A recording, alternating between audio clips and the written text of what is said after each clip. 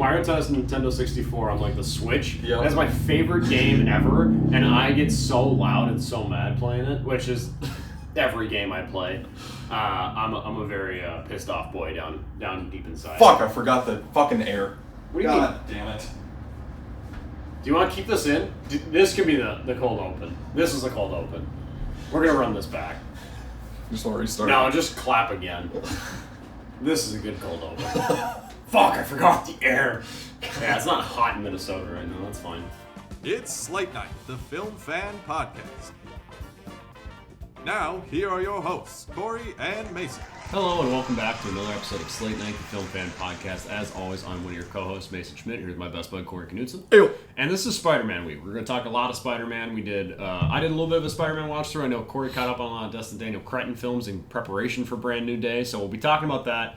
Moana at the tail end of this. We promised We'll get there. We'll get there. But yeah, it's a very Spider-Man heavy week for the both of us. So Corey, how you been? And what are we going to be drinking today? We've been good, just drinking water. We had a fun weekend. Weekend of drinking. Weekend of drinking. Saw Spider-Man with some buddies, which was a lot of fun. And then we played some Mario Tennis on your Switch, but it's like the N64 version. Yeah. Great game. Mason gets so frustrated and it's so funny playing with it. it was nice because like one of our buddies is just like sneaky, really good at every video game we were playing. And I was like, "What the fuck do you do in your free time?" Stop it. Yeah, and I was getting so pissed at that. I was like, "God damn it, Tanner!" And then it was just fun playing with the boys and staying up till like almost 1 a.m. just playing old retro Nintendo 64 games was great. And we did that on the back end of us watching Spider-Man Brand New Day in theaters, which was awesome because the theater was packed. We had differing theater going experiences, even though we all sat in a row in the back. Thankfully, the railing that was in front of me perfectly eclipsed all the bullshit that Corey and one of our other friends was dealing with the entire movie. People on their phones, the flash is going off. Yeah, just Snapchatting. Like, get off of fucking Snapchat during the movie. Which, it sucks, but it was also really cool because, like, Spider-Man is like a mass appeal superhero. You're getting every single age demographic. You got young kids, you got high schoolers, you got old people that are just like, I love Spider-Man, and I love how just Spider-Man is everything to everyone and anyone. I think it's between Spider-Man and Batman for what you could argue is the best superhero right now. But yeah, we'll talk Spider-Man and kind of in the lead up to that, I did a rewatch of Black Panther: Wakanda Forever. Not Spider-Man related, but off the news of David Johnston coming into that franchise and taking over as T'Challa in Black Panther 3. Toussaint, but like his Wakandan name is T'Challa. Oh, is it? Yeah, I remember rewatching that. I was like, oh yeah, I forgot about that part, that you are just T'Challa Jr. basically. But Black Panther Wakanda Forever, I never really loved it. I liked it, and a lot of the issues I had with it, like the Midnight Angels. Never liked those. Some of like the bringing in Ironheart, I'm like, you don't need this in this movie, but overall I still really enjoy that movie and it holds up and it still has that emotional punch and impact. And I like what they do in that opening with the Marvel credits of having all of Chadwick Boseman. You kind of get like a similar thing with Brand New Day, which I really appreciated. It's interesting. Yeah, I like that. But I also did a bunch of Spider-Man movies. I watched The Amazing Spider-Man 2, Spider-Man 3, Spider-Man Far From Home, and Spider-Man No Way Home. Leading into Brand New Day, I wanted to rewatch No Way Home at least. And I've also been really wanting to rewatch Spider-Man 3 because I have a lot of nostalgia for that movie, even though it's not one of the best Spider-Man movies. And The Amazing Spider-Man 2, a movie I dog on all the time.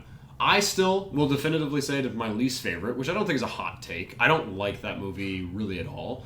But there are some really great aspects in that movie that I think most people kind of share, like the web sling, the Spider-Man suit. Andrew Garfield as Spider-Man has that banter with villains and also just with New Yorkers and just like being a friend and being nice to people. And I'm just like, he got so much of that character right that I love. And I like that tied back into No Way Home. It was fantastic to get some satisfaction and some closure with that character and his universe. The Gwen Stacy stuff, their chemistry, fantastic. Her death has no emotional weight to me because the movie up until that point is dog shit. So you can't win me over with like a good button hook of like something really emotional and a gut punch. It didn't really hit me, and it still hasn't hit me. I think it's shot really well in those moments, and the Hans Zimmer score is really interesting. I don't hate a lot of the Electro score. I hate a lot of what they do with Electro's character leading into him becoming Electro, but I like Jamie Foxx enough, and he has enough charm that really seeped into No Way Home, and I really appreciate that there. And then one thing from this week, seeing everyone put out Spider-Man rankings, which we'll do one after we talk about Brand New Day, is a lot of people keep putting Far From Home really low on their list, which like by default, it would be mid-low to me.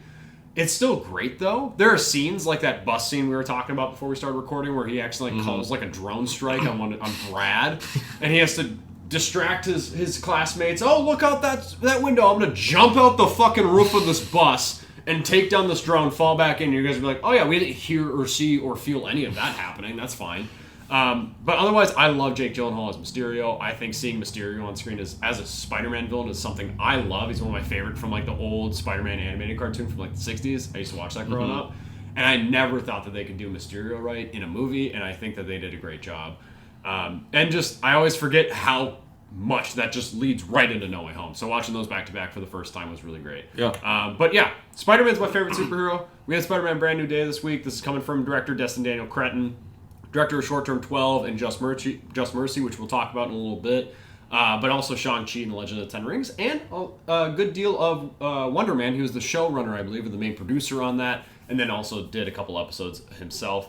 And then we have the main returning cast of the Tom Holland group with Tom Holland, Zendaya, Jacob Batalon. Not Battalion. I'm an idiot. But I always see his name pronounced different ways, and I've never actually just like looked at the spelling of it. And I'm like, oh, I'm an idiot. That's fine. But then we also got Tramell Tillman, Michael Mando coming in as Scorpion, John Bernthal, Mark Ruffalo, Sadie Sink. Who's Sadie Sink? We'll talk about it.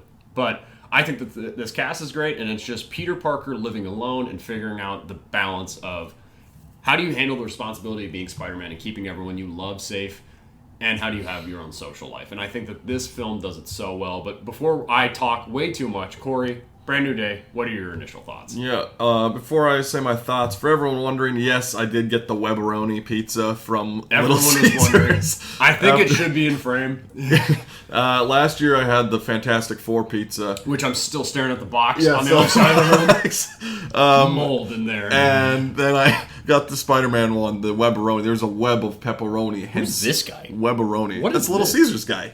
He's swinging around, the pizza guy. Oh, I see his mouth now. Okay. Yeah, see his mouth. Yeah, he's all mouth. He's 80% mouth. A dream. It's A dream. 80% mouth, 20%. Sticky goodness. Sticky, cheap goodness. Was the pizza good? Yeah, it was a good pizza. It's just a generic It was pizza? good pizza with pepperoni webbed across it, so that was fun. Webbed? Anyway, yeah, it was Scary. like webs of, looked like Webs of pepperoni. Oh, good. Yeah, not sticky No, goodness. not the sticky goodness. Which we get a little bit of Tom Holland dealing with the sticky goodness. We in do this get some movie. sticky goodness in this movie. Yeah, Elena's in this movie. that's Elena's why. in this movie. Yeah. No, so this movie was awesome. It was fun to see this in theaters. 5 years after No Way Home? Yeah. And yeah, I mean, I just thought that this movie balanced a lot of things really well. And that was something going into it where I was worried, like, man, we have a lot of characters showing up in this thing. I'm like, a lot of side villains and Hulk and Punisher. And Almost like the Sadie Sink. Superman, the DC Superman Yep. kind of. And that's something that I still have an issue with that movie, where it just feels like it's trying to do too much and it doesn't all feel necessary. Whereas this movie, I think they balance it really well and everything kind of weaves together in a great way. Between all his relationships with Ned and MJ, and just seeing them in public and being like, those are my friends, and like I want don't to even be know hanging me. out with them. Yeah. They're at MIT having fun.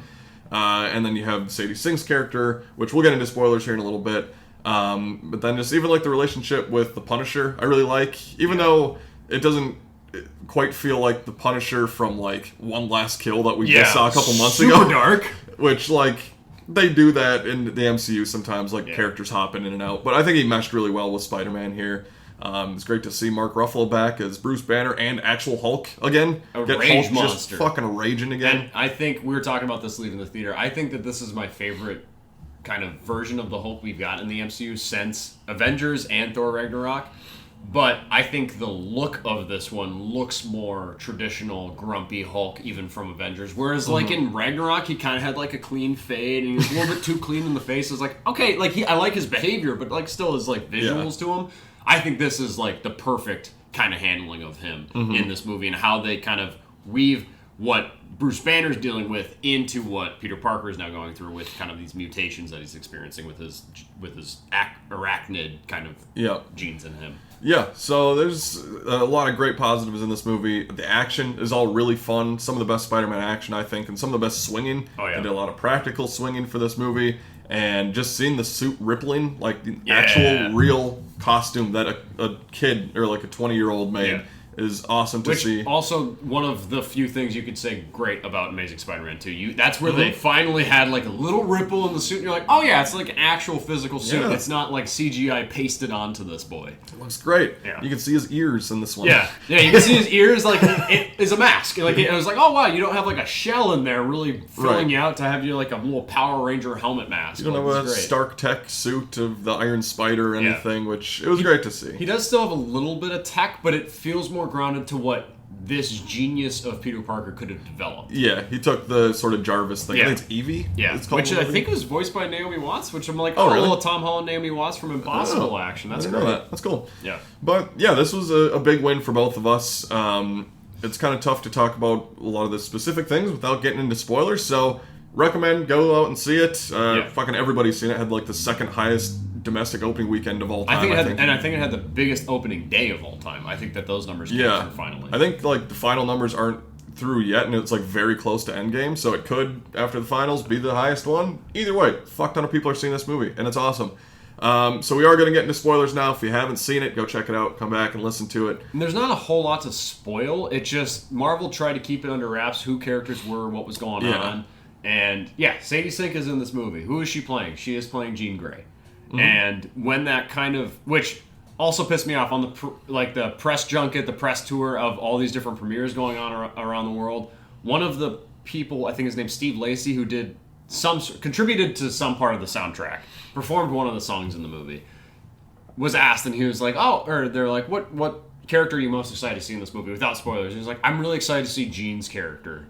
She kind of plays the villain, but she has a reason. And I was like, idiot. for Marvel to try and keep it under wraps, which I don't think they really needed to do, and then to have it spoiled in the like 11th hour, not by Tom Holland or Mark Ruffalo. Like they're both like Mark Ruffalo's never been seen on this press tour. I think he's filming something else, so it's probably better for him.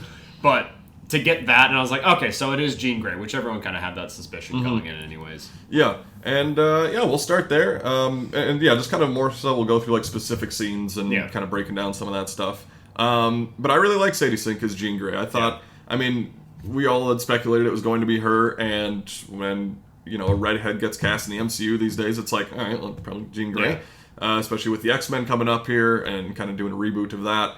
And I really liked her character here, and they show some flashbacks with her sister Sarah, and just them kind of learning these telepathic powers, like jumping into people and how far you can go doing it. The radius. Yeah, the rate 33 feet or whatever it is. And I actually really like the way that it looked, like jumping from person to person. It looked very practical of just people like flipping and like kind of jerking back. So I liked kind of that. And then we have the DODC in this movie, which Tremel Tillman, he plays Metzger, I think his name is, Bill Metzger. He's kind of the head of that, and he captures her sister in a little while back, I think it was, and then Jean's trying to find her. And I just like that as kind of the main focus for her character. And then obviously Spider-Man weaves in there of just stopping low-level crime. He's doing small potato stuff, according to Elena.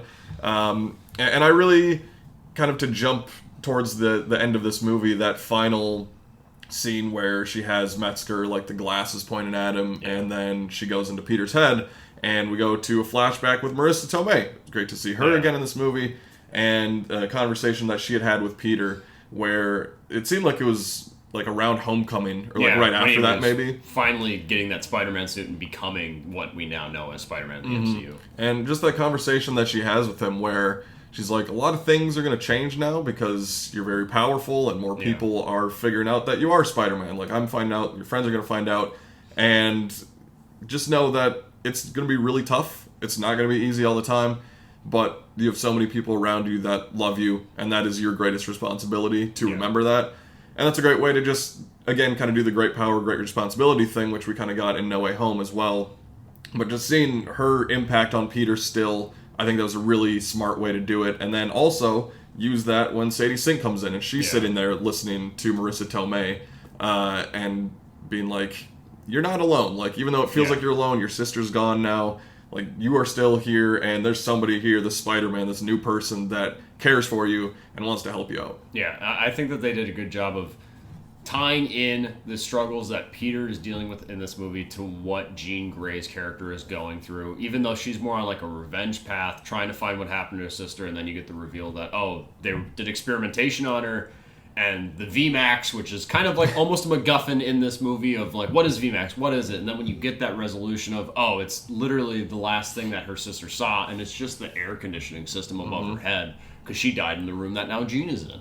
And I think that revenge path of like, now I have no one, everyone needs to die. With what we typically have seen of Jean Grey, where she can flip on a switch, she has this all-powerful ability to just basically wipe out people, infect people, and just mass destruction, and how easy that is for her to turn, and weaving in Peter Parker of like, I'm trying to figure out what I can do. I'm trying to figure out my own social life, even though I'm like basically addicted to the job because that's all I have. And him coming through and being like, you have a friend in me. Like, I'm here for you. And I know what they did is bad, but this is not going to resolve anything that you're seeking. Like, it's not going to bring your sister back. Your sister's gone and I'm sorry, but I'm here now.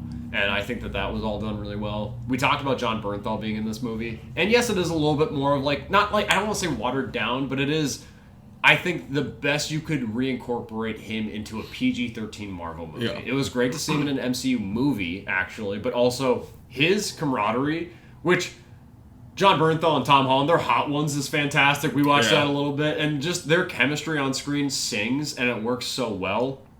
And I think him going to him and being like, I need you to keep track of MJ. She doesn't know Peter Parker, but she knows Spider-Man because everyone knows Spider-Man. I need you to keep her safe because if I try my best to keep her safe, people are going to find me, they're going to find her, and she's going to get killed. Like, she's in harm's way. And I think the biggest plus, I think, from this movie for me is how well they incorporate sad boy Peter Parker, basically, and having him deal with like the emotional weight that I feel like some of the MCU ones that we've had so far with Homecoming through No Way Home, we've gotten some emotional hits of him, and you get that big burden of responsibility placed on him at the end of No Way Home when Marissa Tomei dies or Aunt May dies, and he has to deal with that. And in this, it's a lot of acceptance and trying to figure that out, figure out the balance of his life, and also how he can reconnect and still have a social life and be happy, because all these stressors of him only being Spider-Man is basically mutating him and adding to this mutation of him. And we finally get him to have organic web shooters, which was really cool that they're like, oh, hey, Peter 2 had these, and he's pretty cool, so this is fine. But him figuring it out and it being pretty gross, too, just like a boy going through puberty and it's just like sputtering out of him. He's like, oh, God. He's like milking his wrist. I was like, oh, fuck. Sticky goodness. Yeah, sticky goodness. It was so rough, but this is the best Tom Holland has been as Spider-Man, I will say. His action, his swinging, his look. And I like that this is Spider-Man. Like, he is in that suit, I feel like 75% of this movie. Like, he's doing, like, detective work. He's meeting with people. He's going to meetings. He's fighting crime. Like, he is in the suit so much of this movie, but it doesn't become stale. The web shooting, the swinging scenes are fantastic. This is, to me, I think the best Spider-Man has looked on screen. And it satisfied me. And whereas Amazing Spider-Man 2 has great Spider-Man, I think this has a great Spider-Man in a great story, in a great movie about Peter Parker trying to figure out the balance of everything. I love seeing him just early on in the movie tackling the small crime. Like, you don't see him much, but it's like Tombstone, Boomerang, Tarantula. Kind of a montage through montage. I would have liked a little bit more with them, and even Scorpion too. Like, there's a couple scenes, which is great to see Michael Mando back. Again, to talk about Mysterio, another villain I didn't think I'd ever see in live action. It is so cool to see in his suit and his big weaponized mechanical bullshit. Yeah, it looked great. So I just really liked, and I think that's what we were all hoping at the end of No Way Home, when you just see him in the city and in his apartment, just doing small scale in New York the whole time, doing stuff like that. I really like the Your Friendly Neighborhood Spider-Man, the show. It's kind of that same way, which I enjoy, just Spider-Man in that setting. So I think that worked really well. And to kind of touch on the Zendaya and Jacob Batalon and, Ned and MJ, I really liked what they did, and I was worried that they were going to undo the end of No Way Home way too quickly, or like whether they were going to do it at all. And there's the scene on the rooftop when MJ and Peter are up there, And she's like, "Oh wait, I do remember you. You are Peter." And then she kisses him. Really fucked up little trick by Jean Grey. I'm Yeah. like, God damn, that's actually sick. Gets out of that kiss. You are a really simple little spider. Like, wow, what you the fell fuck? for that. What the hell is this about? She's like, I'm in her head, and there's not a single thought of Peter in here. It's crazy. Wow, you are mean. It was, yeah, which, like, again, I was the worry of, like, don't break that spell so fast, Yeah. because otherwise it's a waste. And I think them toying with it so much and really fucking with Peter, I was like, that's the way to do it. Like, really drive it in and twist it. Like, this hurts. This is so mean. But that dynamic, and, like, when he tries to reinsert himself into their lives as Maynard, or as just like a Peter Parker again, and he's like, he's trying to struggle and figure it out, because he's like, they're so happy without me, and they've had so much life now without me. To reinsert myself now, how am I going to get them to spark those memories again? And I think there's a great scene post MJ with Punisher and her being kind of in like this little safe house area, when MJ gets back to the apartment where she's living with Ned, and Peter's there in his Spider-Man suit, and he's just hanging out, and they're like making quotes to pop culture stuff together, and Lord they're of the doing Rings quotes. yeah, Lord of the Rings quotes, and doing Legos, and he's like, God, Ned goes to pick up the banh mi that's delivered to the door, because he got 5 banh mi for the 3 of them, because Spider-Man's here and he's gonna eat. And I just like that he's like, I miss you guys. Like, we had so much fun. And then MJ being like, you guys make sense as best friends. Like, I can see it. And there's so much of that was handled so well. I think this is maybe the best Jacob Batalon's been as Ned for me. Like, not that he's been bad. He's just been like the funny guy in the chair sidekick. But I think that with him not knowing Peter, there's a lot of good emotional weight there that really worked for me. And it really sold all the relationships, their friendship over the time, even though it sold it by having the absence of it, knowing what they could be. And it was really satisfying to me. I only have a couple of negatives, and it's not even like a big negative. It's just there is a lot of characters in this movie, and with Punisher, with Yelena briefly, which I loved her scene, she was really funny. And you got Scorpion and all that stuff, but I think the Hand is introduced in this movie, but I feel like they don't do enough to warrant them really being in this movie, aside from giving Spider-Man kind of an army of a villain that he has to go up against to get to Jean Grey, and have like that barrier, that blockade be a multi-team unit. And I'm just like, I don't think that you needed them, but I get it. It didn't take me out of it. You get some great action scenes towards the end with the Hand in it, and I was just like, okay, but like it feels weird that that's something bridging over from the Daredevil Netflix stuff. Yeah. And it's like, I don't think we have like a true good reason, aside from, we introduced them in something else so long ago, let's just bring them back now. So I could do away with that. I will say the score is great. It's still Michael Giacchino. It's a little bit altered.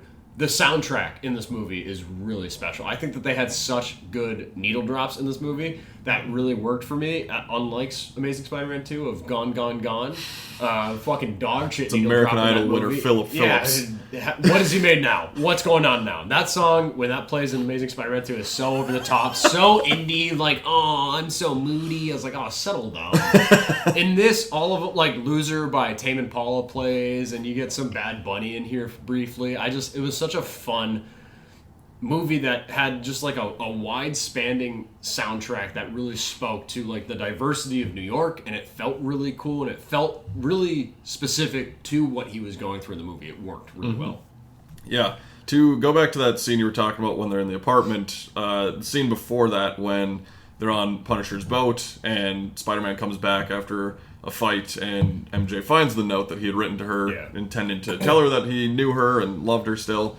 I thought that was a great scene, maybe my favorite in the movie, where she's like, I believe that girl and you were in love, and we're great friends, but like I don't love you. I'm not. I don't have those memories. I'm not there, and it's kind of reminded me of the end of Guardians 3 when and Gamora to Peter's like, I bet we were fun, but I'm going with the Ravagers now. Like I'm not with you anymore. So a lot of our MCU heroes are going through some fucking heartbreak. A lot of Peters in the MCU are really for real. struggling right now. Yeah, but I really like that scene. One little, just like, I don't know, it felt a little clunky getting to there was that scene happens, and then MJ's like, I'm going to leave. and she walks out and then comes back and she's like, actually, I need a ride. Yeah. And like, I guess it wasn't really played for a joke, but it was kind of a lighter thing. I'm like, I just want to sit with that moment more. But then they go and he like swings her back to the apartment, and then they're like, all right, well, we're gonna leave. And then she's like, do you actually want to come up and do this? And then they go up into that apartment scene we were talking about, which I like both of those scenes. It just felt like a weird little clunky getting to there to me.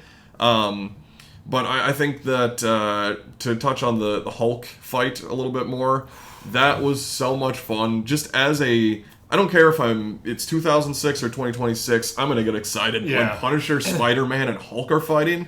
And just you see the frame of the three of them sliding and shooting and punching. Yeah, Spider-Man pulling Bernthal as he's just which like Punisher like they're trying to figure out because the Jean's in this area, Hulk's here, and Spider-Man and Punisher are like, okay, so who's gonna go where? And he's like, I'll go after the girl. He's like, I feel like you're just trying to get out of fighting the Hulk, and he's like, yeah.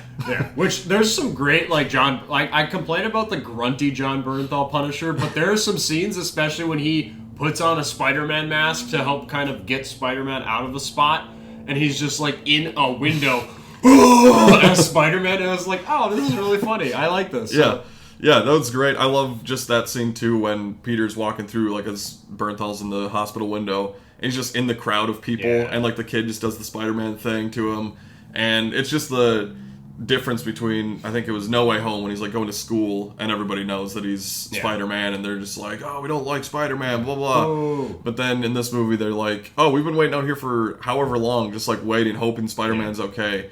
That was just such a great little moment, and there's so many great moments like that throughout this movie. I also want to shout out Liza Colin-Zayas, who I love in The Bear. She plays the cop with NYPD, DeWolf. She was just a nice little, like, hey, like, where the police are working with Spider-Man here. Just a nice little thing of them talking about, like, hey, did you see this bank robbery? And she's like, we got it. Like, you can heal up. You're fine. Like, you have headaches nonstop. You're going through shit. Do you never stop working? Yeah, like, take a second. You're fine. Good Commissioner Gordon to Spider-Man, basically. Yeah, exactly. I agree that the look of this movie is really great. I think I really like the John Watts trilogy, but the direction was never something that was amazing. Yeah. I think he directed them well. Yeah. But even Destin Daniel Cretton coming into this movie, I thought that he just brought the great character work that he did in some of his previous movies, which I'll talk about in a second, but then the great action that he did in Shang-Chi. Yeah. And meshing that together. And there are some great, the snapshots kind of from like old Marvel covers, like comic book covers, that I remember when we were talking the trailers, I remember you specifically were like, I don't like the look of this, and like these trailers aren't really working, but in the movie, it works really well. It is part of that montage, so it is quick, and it, honestly, the way it's presented in the trailer is pretty similar to just how it shows up in the movie, but it works well in the flow of the story, and it's just like, oh, okay, and you get like those classic comic book covers, but to piggyback off of what you're talking about, just the direction, not only that, the look of this movie, the visuals, the contrast in the picture, there are so many great just still shots of like Peter laying down overlooking the city, and it's like, oh my god, like I like the previous 3 Tom Holland Spider-Man movies, but they're all kind of like flatly lit, and you don't get a lot of contrast and a lot of like night imagery or a lot of good shadow. In this movie, you get great shadow, and it was the director of photography was Brett Pollack, who has worked with Destin Daniel Cretton before, but he previously was cinematographer in Last Jedi. And there's just so many great images in this film of like, wow, like the suit looks real, which granted he is more likely in this movie wearing a practical suit as opposed to the previous 3, where it was some CGI overlay and a little bit more like smoother. Yeah. This, you can see the texture, you can see the light hitting different aspects of the suit, and just the shadows that were created in this film, and just the way New York looked. It was so warm, and it was just so nice to see something that, while it does continue a lot of the great stuff from the John Watts trilogy, it also just revamps and takes it in a different direction in terms of like a visual experience, to where I was like, this is what I've wanted with a present day Spider-Man movie, where the other 3 I think have dwindled a little bit. Rewatching No Way Home, you still get great shots, like after Aunt May dies and he's looking up at J. Jonah Jameson, it's raining, it's at night. Yeah. Like there's some really good shots in there, but this was that consistently done. And I was so blown away. And it ties into the swinging, it ties into all the Spider-Man stuff. But like even just a shot of New York, and I was like, wow, this feels so tangible. It feels more real. There's not a Flash Thompson standing on a corner in New York, and it's just like Dog this shit was green in screen. a volume or dog shit green screen. Like what's going on? Yeah. This all feels like they shot it on location. Mm-hmm. So it was such a great visual experience. Aside from it being an awesome Spider-Man movie. Yeah. Just a couple last little notes that I had. Back to just the Hulk fight for a second. It seemingly confirmed that Hulk is the only person that still remembers that Peter is Spider-Man. Like, I think that they kind of hinted at that a little bit, because, like, when Hulk is hanging there and Peter's like, hey, it's Peter, like, I know, like, there's, like, a recognition, it seems Yeah. like, from Hulk. I don't think it's, like, confirmed yet, but it seemed Yeah. like that's what they were kind of hinting at. Yeah. I don't know if you felt the same way, really. I didn't pick up on that, but I just overall I liked him going to Bruce Banner at the college that he's a professor at and being like, oh, my name's Ned Leeds, and like, hey, I have questions about your inhibitor and how they work that dynamic in and how they bring it back, and also how can we use this for Jean Grey. Yeah. So I think that all is done really well, but this is maybe some of my favorite Bruce Banner we've had because it's just him being smart. Yeah. And like him teaching, and he's like, all right, anyone got questions? Is it about Avengers stuff? Okay, fine, like whatever. Like, Yeah. okay, cool. Yeah. I liked his inclusion a lot there. The inhibitor chip thing, I really like that. Just for Peter's character, that he embraces the change that's happening, especially in that fight with the hand. When Yeah. I like the way his eyes go black. Oh, that's really cool. terrifying. And he injures the cop earlier in the movie, and he's Yeah. like, "Damn, I gotta get this under control." And even like MJ, when she's talking to him, she's like, "This is some dangerous stuff. Like you're like messing with your DNA or mRNA, whatever it is." And then him just at the end finally being like, "No, I need to like Embrace take this it. thing out. I need to use this," and kind of give into that a little bit, which is great. Also, I don't think we saw Tremel Tillman. He didn't die, obviously, but I think he got away. So he's probably gonna pop up again. I like him in this. He's basically just like a Milchick in here too, where he's just like part of a corporation, and he's kind of in on it, where he's like, we're doing shady shit, but I'm gonna be really nice to you. Yeah. And it's just like, okay, what's going on? And I think that how they discover the fact that he's kind of keeping stuff away from Spider-Man and lying to him about like, oh no, when Jean Grey was in my head, I remember Sarah or like whatever name of something, and he's like, well, when I talked to MJ and Jean Grey infected her mind, she didn't remember anything. So why do you remember Sarah unless you're lying to me? And I think that like this was a very well thought out story where it didn't feel kind of thrown together or like slapped about in terms of like, how are we going to get from point A to B and C? It felt like a natural progression throughout. And I was always like, I never knew really where it was going. I knew Jean Grey is like, she is the end game here. She is basically the villain of this movie. And they do a great thing of just redeeming her and bringing her back. And I think that they also leave a lot of stuff just kind of alone. They don't over-explain or go too far into it where it would be like, there's a shot where Jean Grey towards the end of the movie is on a bus going out into like a heavily wooded area, and they just leave it there. And it's like, I'm like, were you gonna see the X-Mansion at all? And I'm like, I like that it's just kind of restrained. It's like, we'll touch on that later. This is a Spider-Man movie, not a Jean Grey movie. And with that as well, I think that this being a Spider-Man movie, they really developed him. Like, this is what we've wanted of Peter Parker, being on his own, and I think that they really developed that well. This is the most Spider-Man we've gotten with the MCU movies, where it's just him on his own, aside from Tony Stark or Happy Hogan, which I would have loved to see Hogan in this, or Jon Favreau, but I don't know if narratively how you make that really work. Yeah.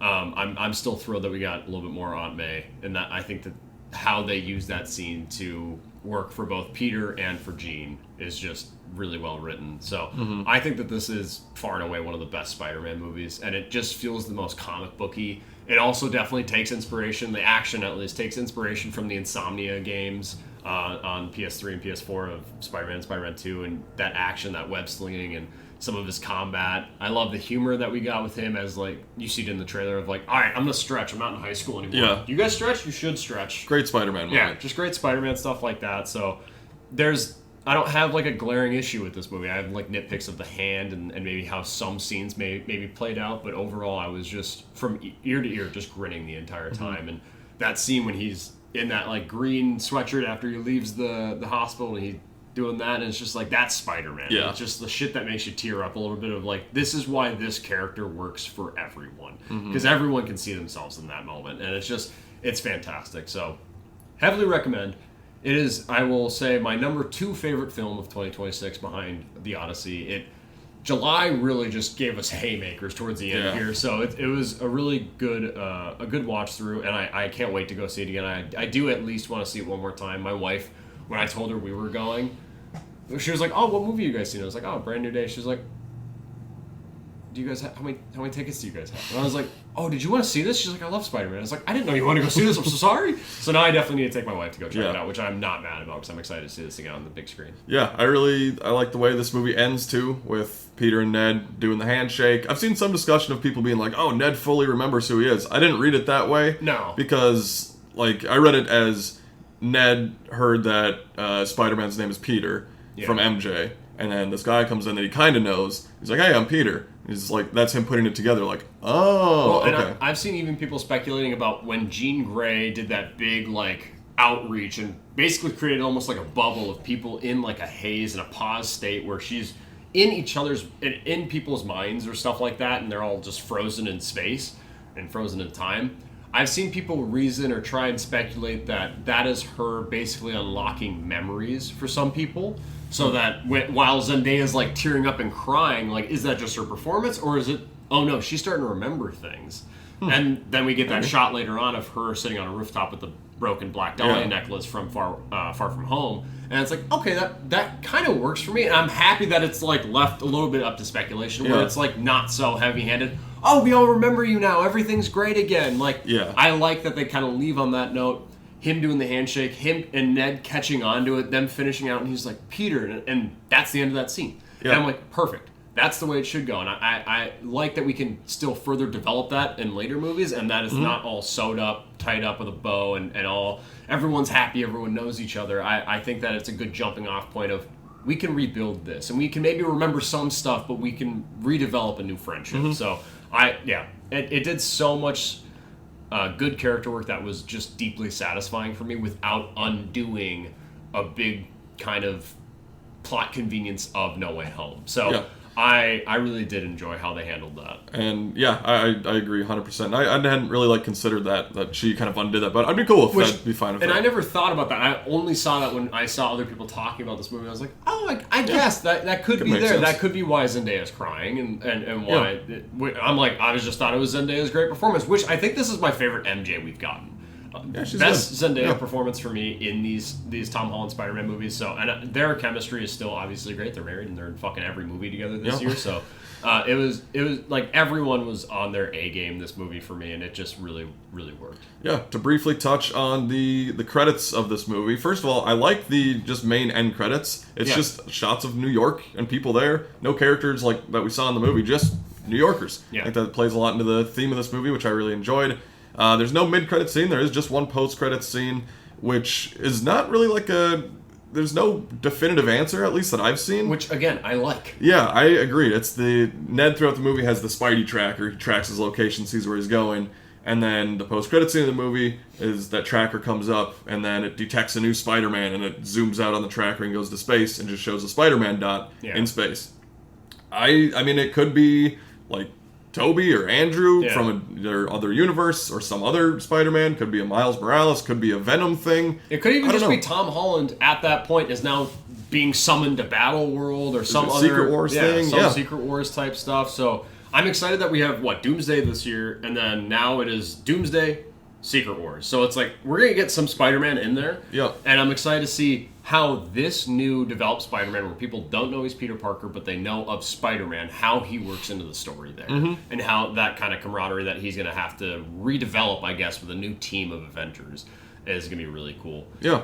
So, across the board, love this movie. Go check it out. You probably already did. Go see it again. It's going to make all the money. I think it might rival No Way Home in terms of overall gross or overall box office, which would be fantastic. Maybe outperform it. It'd be awesome. So I think that this is a better movie than No Way Home, just consistently.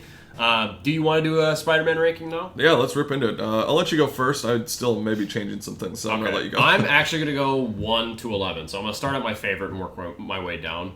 My favorite Spider-Man movie, and I don't think it's ever going to change just based out of nostalgia, is the original Tobey Maguire Spider-Man movie that has played an important role in my life and in my childhood. I watched it at my dad's funeral when I was having a hard time, and I watched it with a buddy that we went to elementary school, middle school, and high school with. So it was just like a nice moment of being able to just grow up with that movie. I love the charm of the Raimi movies so much. So first is Spider-Man, then Spider-Man Brand New Day is my number 2. I love it. I think it is the perfect Spider-Man movie, in all honesty. It's not going to edge out the charm and the nostalgia of the first Spider-Man. So 1, Spider-Man, 2, Spider-Man Brand New Day, 3, Tobey Maguire's Spider-Man 2, 4, Spider-Man No Way Home, 5, Spider-Man Into the Spider-Verse, 6, Spider-Man Homecoming, 7, Spider-Man Across the Spider-Verse, 8, Spider-Man Far From Home, 9, The Amazing Spider-Man, 10, Spider-Man 3, 11, The Amazing Spider-Man 2, which I still love Spider-Man 3. It's not great. A lot of nostalgia there. The Amazing Spider-Man 2, while I don't like that movie, there are still a lot of great things in it. We haven't had like an all outright horrible Spider-Man movie yet, which I am deeply grateful for because, again, he is my favorite superhero. Yeah, this is a tough ranking. This is a really difficult one because like 1 through 8 for me is like really tough to. Yeah. I could switch these around a lot. I don't know what your definitive favorite is. Are you going 11 to 1? I'll do the same as you. I'll go Okay. 1 to 11 here. So at number 1, I have Spider-Man 2. I love the Raimi movies. Yeah. Obviously, like you said, Doc Ock is such a great villain. The Peter and MJ stuff I really like in that movie. Number 2, I have the original Spider-Man, the Sam Raimi one. Number 3, I have Spider-Man Homecoming. That is still my favorite of the Tom Holland movies. I think that it is the most, for me, consistent throughout, and also has the best villain of his 4 movies, Oh, yeah. which is a important thing for me. Because even like Jean Grey's not really a villain, and like Metzger, he's a villain, but he's not like a big, menacing villain. In Brand New Day, you have a lot of villains, but there's no like this is the end all big bad, which Vulture in Homecoming is the best. I'll agree with you. The best Holland villain that we've had. I think just between being in high school, Spider-Man, I love that mixed with that villain in the car scene with Michael Keaton is fucking great, and the just plot twist of that also is like, whoa, didn't expect that in this movie. Yeah. Shit, I didn't consider that could be a thing here. So that's still my favorite of the Tom Holland movies. At number 4, I have Across the Spider-Verse, and 5 is Into the Spider-Verse. They're both very close for me, but those movies, they are so good. Yeah, they're fucking awesome. I cannot wait for Beyond the Spider-Verse. At number 6, I have No Way Home, 7, Brand New Day, and 8, Far From Home. I think for me, No Way Home had bigger emotions for me than Brand New Day, and so I edged out just a little bit there. I think Brand New Day is more consistently good. Yeah. But I think No Way Home... The highs of that movie. The highs of that movie, and I know you said this is your favorite Tom Holland and Brand New Day. Yeah. I think for me it's No Way Home. I think his performance there with Aunt May dying, with the other Peters, I just think that was the best Tom Holland's been as this character. That's the first time we really get a sense of his spider sense. Like they joke about the Peter Tingle in Far From Home, but you see it finally in action in No Way Home, especially when he's going through Happy's apartment and he's like, "What's going on?" And he just webs the Green Goblin. And he's like, "Oh, You got me. you got me." So it's very close though, and I still really like Far From Home, even though it is lower on the ranking. I think it's a great movie. Yeah. And then number 9, The Amazing Spider-Man. 10, The Amazing Spider-Man 2. 11, Spider-Man 3. We've had a lot of conversations this week about The Amazing Spider-Man 2. I have always liked that movie. Both Amazing Spider-Man movies. I think Andrew Garfield is a great Spider-Man. I think he's a little too cool for Peter Parker. Yep, I always thought that too. I think like Tobey was a great Peter Parker to me, and a good Spider-Man. Yeah. I think Andrew's a great Spider-Man, but I think Tom Holland is the best of both of that coming together. But I don't know, all the relationship between Gwen Stacy and Peter in those movies really works for me. And her death, like I remember the first time I saw that, and anytime I rewatch it now, it hits me really hard. Just like her head hits really hard on the floor, ground, whatever. Don't shake your head. Again, if it was in a better movie, that point would really sing for me. But the movie already dropped me way before they dropped Gwen. So I just think like that is the strongest part of both of those movies. I think a lot of people would agree with that dynamic. probably, and so that's why it works well for me when she does die and he's dealing with that. Is there dumb stuff in that movie? Yeah, absolutely. Fixing his teeth when he does that. Like, there's a lot of little things that people are like, that ruins the movie for me. I'm like, small moment. In No Way Home, the way that they kind of combat that when he and Sandman are talking, and he's like, "I fell into a vat of eels." He's like, "Oh, I fell into like a particle accelerator or whatever it was," and he's just like, "You gotta watch where you're stepping." I love that, and I love that to piggyback off of Doc Ock in Spider-Man 2. That in No Way Home, he is still the most. He's not like an outright villain. He's the one that kind of caves, and he's like, no, he's trying to help us, and he's still a good guy at heart. I'm like, God, he is maybe the best Spider-Man villain we've had Yeah. in Spider-Man 2 and his lingering on through No Way Home, but I think we haven't had like the most egregious misstep actually as a villain is probably Dane DeHaan's Green Goblin just because it was so rushed. Or But Topher Grace Venom. that too also very rushed. So. Yeah, even though Spider-Man 3 is at the bottom, I still like that movie. Yeah. It's very nostalgic, and like that one for me is just the most. That Amazing Spider-Man 2 are the most messy with all the villains Yeah. and shit they're trying to do. There's still some good stuff in there, but Yeah. so there we go. There's like 45 minutes of Spider-Man talk, but it was a lot of fun though. It was great to see that movie this week. But like you mentioned, in the lead up to this movie, I did watch a couple of Destin Daniel Cretton's previous films, which I had only seen Shang-Chi before, so this was nice to catch up on some. First one is Short Term 12, which came out in 2013, and it's based on a short film that Destin Daniel Cretton made in 2008. I believe Lakeith Stanfield, who was just Keith Stanfield at this point in 2013. That's what it said in the credits. I didn't think about that. When'd you add the law on there?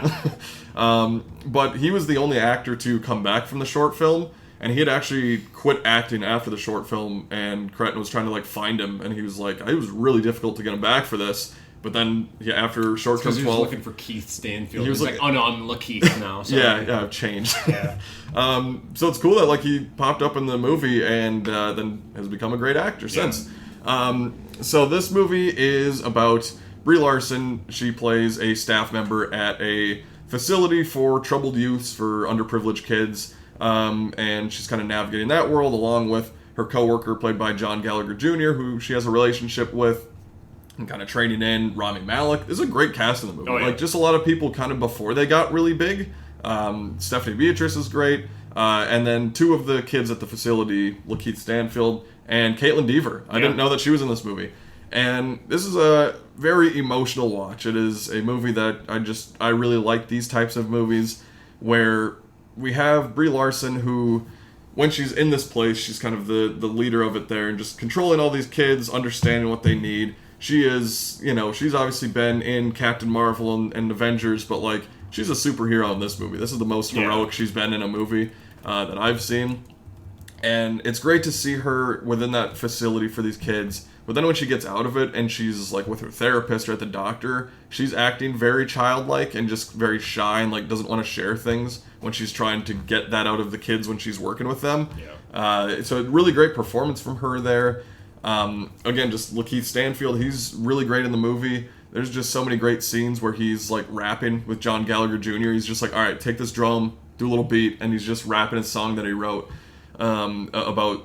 There's a line in the song where he says, "You're living a life not knowing what a normal life's like," and that's just a theme for a lot of these kids. They're just bouncing from home to home, don't have anything stable. And he also, at one point, Lakeith Stanfield gets his hair cut, and he sees it and really likes it, and he just starts crying. And it's like, oh, that's just like the littlest things mean so much to these kids. And then on the flip side, Caitlin Dever, she comes from a home where her dad's very abusive, and she tells a great story that she wrote about a shark and an octopus, where it's like the octopus is looking for friends, and then a shark comes in and he keeps taking one of her tentacles off. And he's like, hey, I just need a little bit more I need from you. And it's a really, really powerful scene, very emotional, and it's great to see Brie Larson and her just connecting over that. Brie Larson has a past with her father as well, and that's kind of a lingering underline throughout the movie. It's just a really emotional movie. It's very, very dark at times and very real. Where, for some of these kids, like cutting themselves is a thing they think about a lot. And Brie Larson at one point, she says, it's impossible to worry about anything else when you have blood rushing out of you. It's like, oh, fuck, that is not a fun thing to think about. So this movie doesn't shy away from the dark aspects, but it does leave you feeling hopeful at the end of it and feeling uplifted. I think it's just something that Destin Daniel Cretton does really well throughout all of his movies. So I really enjoyed Short Term 12. I also watched Just Mercy, which came out in 2019. Banger year of 2019. Just another great example. This one was kind of slept on, I feel like. Yeah. Coming out in 2019 against a bunch of heavy hitters. Yeah, and I think like it was Christmas time, so I guess like Yeah. Rise of Skywalker at that point was kind of overshadowing it a bit. But this is based on a true story of Brian Stevenson, who's a civil rights attorney played by Michael B. Jordan, and he is trying to get people off of death row in Alabama. And it's like the late 80s, early 90s, so dealing with some racism down in the Deep South during this time. And he's trying to free Jamie Foxx, who plays a guy who got accused of something that he didn't do. He's been in jail. He's on death row. He's going to get the electric chair. And this is a really fascinating story. I wasn't too familiar with the real-life events of this, but I always like learning through movies and then reading up on it afterwards. And the performances are really great here. Michael B. Jordan and Jamie Foxx going back and forth is great. And something I really appreciate is that you see Michael B. Jordan trying to like build up this little business. Like he just graduated law school, so he doesn't have a lot of like resources or anything, but he goes through a lot of loss in this movie. Like he doesn't always win. And one of the examples of that is Rob Morgan, who he showed up in some of the Netflix shows. He was Turk. He's that side character that kind of pops up in a few things. He was in Stranger Things as well, one of the cops in there. Oh, yeah. So I always like seeing him pop up, but he has one of the toughest scenes to watch in this when Michael B. Jordan's representing his character and it doesn't work out and he's going to get electrocuted. And you see just the viewing gallery for an electrocution and Rob Morgan's sitting in the chair and they're just like strapping him down. And the sound that it makes, you don't see it, which is a very smart thing, but like you just see his reaction and then it cuts to the viewing party and it's just a poof, and you're like, oh, that, like, I've seen electrocution or like electric chairs in other movies before, but like this one was the most effective for me where I'm like, oh, I'm feeling that loss along with these characters. But that motivates, Michael B. Jordan's character in this movie to keep pushing, keep trying to find more evidence. I love a good legal courtroom drama and just figuring out the evidence and stuff. And again, this movie also it doesn't shy away from showing those dark things like I just mentioned, but it does at the end leave you feeling uplifted when you get the text after the movie of so here's where this person ended up and all that type of stuff. And the impact that this real life person, Bryan Stevenson, had was really interesting to learn about. A very solid movie. Brie Larson's also in this one. She has a nice little supporting role. And I think she's been in all of Destin Daniel Cretton's movies except for Brand New Day now. Because she was in the post-credits scene of Shang-Chi and Glass Castle, which I didn't watch this week, but I may go back and check that one out. That one's pretty good. I think I've seen all of the ones that we've listed. Short Term 12 I really like, but Just Mercy I think is a very underrated movie from 2019. It's great. And I love Michael B. Jordan in that movie and Jamie Foxx. They're both fantastic. But yeah, I like the partnership he had with Destin Daniel Cretton kind of formed with Brie Larson over the years. Glass Castle is an adaptation of a memoir, which I read the memoir in high school and then we watched the movie. And the movie is pretty well handled. It's a pretty good, I think, adaptation of that memoir. It's maybe his weakest movie, but it's still really good, I think. So I would recommend checking it out. I don't think you'll like it as much as these two that you watched this week, but it's still a really impressive movie. And I think Destin Daniel Cretton is quickly becoming a very consistent director, and now knowing that he's probably going to continue to venture on into Marvel territory. I think he's also tapped to do like a Naruto movie at some point soon, which I don't know Naruto, so I'm not really up to date on that. Don't really care much about that, but since you have a good director behind it, I'm like, well, it's probably going to look and be great. So, these movies have been fantastic, though, so I'm happy you were able to check these ones out, especially Just Mercy, because that feels like a movie like tailor-made for you. Oh, yeah. I watched Hadestown this week. I brought it up in weeks past that my wife was really excited. They did a live taping of the Broadway show back in 2025, and that's what this theatrical release Hadestown is. So me and my wife went and saw it this past Tuesday, and I don't know much about Broadway. I'm not the biggest theater person, even though I was in theater in high school, which is something I don't often tell people. But I actually really dug this show a lot. It is a good retelling of, I think it's Orpheus and Eurydice, and dealing with Hades and Hermes and doing all that kind of classical storytelling, but setting it in this kind of almost like a Deep South railroad station, almost bar kind of scene. It is a Broadway show. It's taped, but the set design in the show is impeccable. It was some of the coolest set design I've ever seen for a show. So, and a lot of cool lighting shifts, and the music's really great, which I knew the music was great because my wife sings the music all the time, but now finally being able to see those songs in the show and feel the show out, it was really impressive. I'm not the smartest person when it comes to theater, so I don't know the best things to highlight, but of the cast, Patrick Page as Hades, he is awesome. I was just looking up his filmography to see if he was in anything aside from this Broadway show. He was in, it sounds like Spirited, that Will Ferrell and Ryan Reynolds, I think it was an Apple TV Christmas movie. Yeah. So maybe I'll go check that out because he has just this booming low voice as Hades, and he's so good. All the music's great. It was such a fun watch. It is. I'm gonna count it as a film from 2026, which granted it did come out in 2026, even though it's a taping of 2025. This is my number 10 favorite film of 2026, if I'm gonna count it in that kind of way. It was such a fun watch. It was so satisfying. It was really emotional, which it always surprises me when Broadway or when theater gets me to be emotional. I'm like, oh wow, fuck. But all the performances are great, and yeah, I would recommend checking it out, especially if you're a musical person or you like music. And it made me think, like, more modern musicals, this would probably be up there for one of my favorites. I used to not count La La Land as a musical because I thought I was real hipstery to be like, it's an ode to classic musicals. It's not actually a musical. Now I'm a little bit not pretentious, I think. It's a great musical, La La Land. So Hadestown would be up there in terms of my more favorite recent musicals that I've been exposed to, so I'd recommend it. Yeah, the only like exposure to that kind of like pro shot, I think it's called. Yeah. Is Hamilton. Yeah, which I actually quite enjoyed. That was a big fucking phenomenon for a while there. During COVID and stuff. I still haven't watched Hamilton, which my wife also loves that, and she sings that song. The music for that all the time. Pretty cool, so though. maybe I liked check it. that out. Looking at new releases for this week of August 7th here, we have One Night Only, directed by Will Gluck, which is a very unfortunate last name, but director of Easy A, Friends with Benefits, Anyone But You, notably for me, because I really like that movie with Glenn Powell and Sydney Sweeney. Almost said Sophie Turner. Almost said Sophie Turner because Callum Turner is in this movie with Monica Barbaro, and it's two New Yorkers search for love on the one night the year when sex is legal. I think the trailers have sold their chemistry, but I don't think they've sold that concept super well of like, why can we only have The sex? Purge, but sex? One night a year? So that's kind of interesting, but I might take my wife to go see that if I don't take her to see Spider-Man Brand New Day this week. We also have Ice Cream Man coming from director Eli Roth, who, you know who Eli Roth is, and you know the types of movies he makes. He makes Borderlands. Awesome movie. Did I ever buy you that steelbook of Claptrap? You no, and I'm glad you haven't.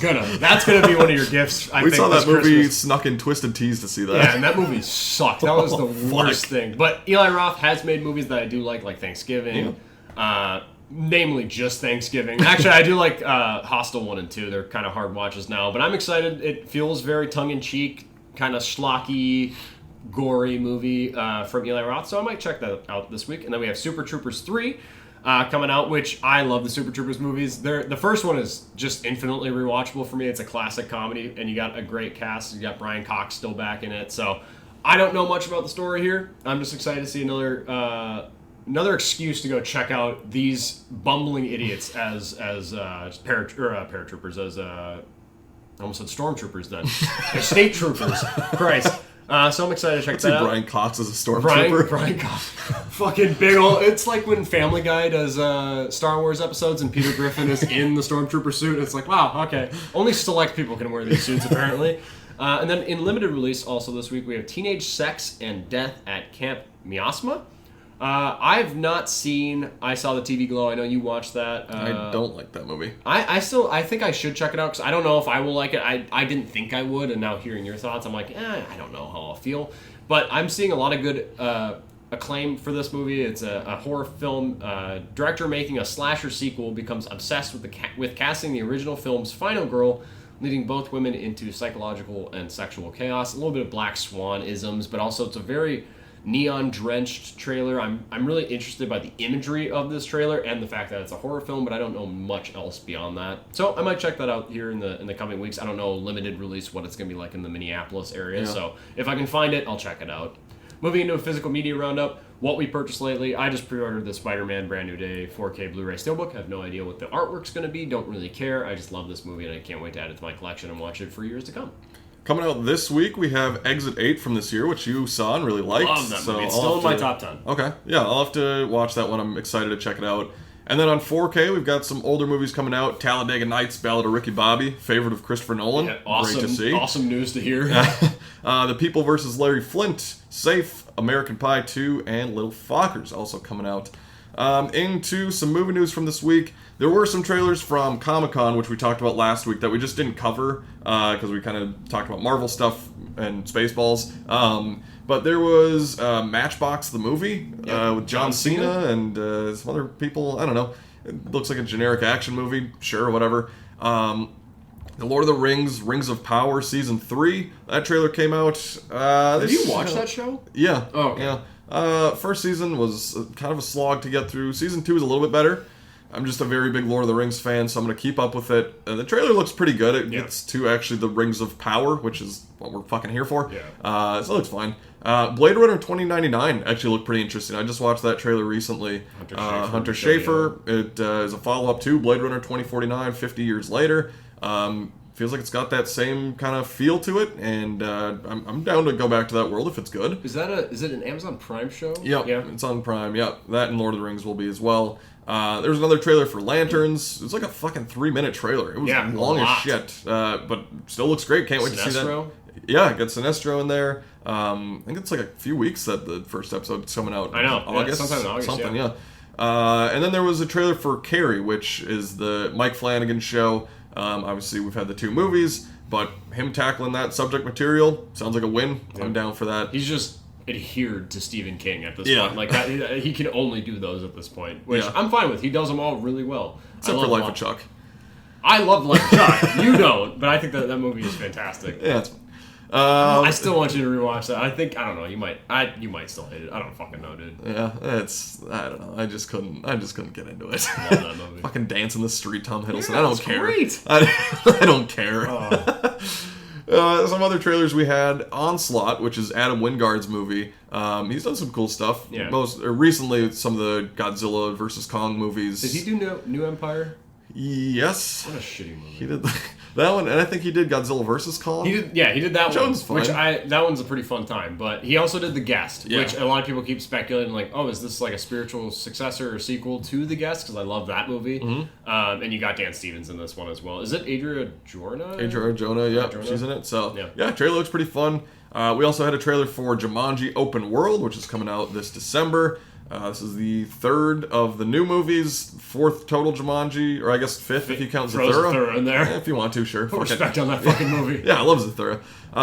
But it looks like the characters from the games come into the real world. That's, at some point that was going to happen. And they're just doing fun voices and shit. Yep. And I don't know. I've enjoyed all the Jumanji movies. Yeah. Looks like more of the same. Yeah. Yeah, I think it'll be a fun, Christmas time watch of being like, that was an enjoyable Christmas experience. Family adventure. The trailer I'm most curious about this week was the Thomas Crown Affair, which there's the movie from '99, which John McTiernan directed with Pierce Brosnan in it. I've never seen it. I've always wanted to check it out. But this one is speaking of Michael B. Jordan, it's going to be directed by him. And it just looked really cool. I don't know. It looks sharp. Yeah, it looks sharp. I really liked his direction in Creed 3, so hopefully he kind of builds off of that and brings it into this kind of little thriller, kind of heist stuff, looks like. And I'm excited to watch that original Thomas Crown Affair movie before this one comes out. There is another trailer that we forgot to add to this list. The trailer for Wicker. Oh, I didn't watch it. Did you watch that? That is a great... Allie sent this to me, and she's like, is this a real movie? And I'm like, yes, it is. With Olivia Colman and Alexander Skarsgård, and Olivia Colman just fucking a Wicker Man. Yeah, it looks insane. I'm really interested by just the trailer of this alone. It looks just wacky and weird, a weird period piece kind of story here. I don't think I've known much from the directors. It looks like Alex Houston Fisher. I don't know if I've been exposed to much of their filmography, but... the movie looks kind of interesting, so add that to the list of maybe questionable watch-throughs when it comes out. Yeah. Some Marvel news that we had. First one, speaking of some X-Men stuff, Samara Weaving got cast as Emma Frost. Awesome casting. Really love that she'll be part of the MCU now. So in some sadder news, Wonder Man, after being renewed for a second season, got canceled. After getting Emmy nominations. Yeah, after Yahya Abdul-Mateen got nominated. It's like, oh, okay, I guess we're not doing that. One of the few MCU shows where I'm like, no, do another one. Do more. This is great. I want to hang out with these characters all the fucking time. Yeah, I don't want She-Hulk. I want fucking Wonder Man. This is great. And then another thing that we had all known for the past couple years, but Blade is officially canceled. Mahershala Ali said that. So that joke in Deadpool and Wolverine can still live on. Yeah. Only been one Blade, only ever gonna be one Blade. I think after that joke, it was kind of like, yeah. Which I'm like, he pops up in Eternals, mostly just Mahershala's voice. So I'm like, will Blade still exist? Mahershala was like, yeah, the movie's dead. Like, they don't want to do it. Like, it's not. They haven't been able to figure it out. So I'm like, is he? I don't know if it's confirmed that he's not going to be in Marvel at all as Blade, because I'd love to see him pop up somewhere. Yeah. But if it's just the movie we couldn't figure it out. Okay, well, fine. Maybe Ghost Rider will give you guys a push creatively to make a rated R Blade movie with Mahershala, but who knows? Yeah, I was so excited when that got announced. That's perfect casting. Everybody's Back in excited. 2019. Yeah. Fuck, that would have been so cool. He would have been a perfect Blade. Oh. 7 years of him being Blade and not seeing anything of it. That's Maybe crazy. in like 20, 25 years, we can have a moment where like Channing Tatum as Gambit showing up in Deadpool and Wolverine. We can have Mahershala show up as Blade in something in fucking Iron Man 17. You guys remember me? Yeah. Remember my voice from that one thing? Sure. Eternals, everyone's favorite Marvel movie. Yeah, that's pretty good. I do like it. Yeah, I don't want to dog on it. Yeah. We'll have to do a full MCU ranking someday. That's a lot. I need to sit down and like really sift There's a through day and to- rework it, because I'll make it and I'll be like, that is my definitive ranking. Then I'll look at it the next day, I was like, no, that's wrong, that's wrong, Yeah. that's wrong. It's too much at this point. It's fucking Yeah. 40 of these things. I'm not counting, if we do that, I'm not counting the Disney Plus shows. That is a different, That would separate be a lot. Yeah. monster. That's next. Maybe when Vision Quest, which I know you're highly anticipating. I'm actually excited for it. Oh, okay. Yeah. I don't have no idea what the fuck that's going to be. Supposedly it's going to tie in a little bit more with the Wanda Vision. And then capping show. out that So, trilogy yeah. a little bit. So whatever. I'd be set for We'll that. do a ranking around there, maybe.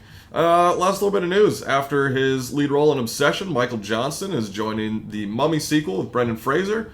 Cool. I'm excited for that. I'm pumped for that movie. Talked about the Fraser movies earlier this year before Lee Cronin's The Mummy came out. It's a good way to get him into like a big kind of blockbuster movie where he's definitely not going to be like the lead to Yeah. like put it on his shoulders. I don't know who he's going to play. I wonder if he's just going to play their son, but also I forget who played the son of Brendan Fraser and I was going to say Rachel Weisz, but whatever. Who was Maria Bello. Maria Bello Yeah. in that movie's ass. Tomb of the Dragon Emperor? I Fucking still sucks. better than Mummy the Returns, if you ask me. No, it's not. It's different It's because Mummy not- Mummy it's Returns not. is the exact same movie again. No, it's great. Yeah. Fuck you. Yeah, Tomb of the Whatever. Dragon Emperor is great. Yeah. No. And that will do it for today's episode. Thanks for joining us for another episode of Slate Night, the Film Fan Podcast. In the world of film, it's not just about what's on screen; it's about who's next to you in the theater. I just need more water, man. I'm still tired. Yeah, I'm tired too. I've been sick too. This is like the 8th time this year I'm sick. So We had a day of housewarming parties yesterday. Really fun. Yeah. But we just both drank a lot and you were ripping zinnies all day. yeah, I've got one in right now. Fuck. It's what's getting me through this right now, brother. Little lip pillow for the old Mason man. The old Mason man. Anyways, from the Mason man and I, at Slate Night, that's a wrap.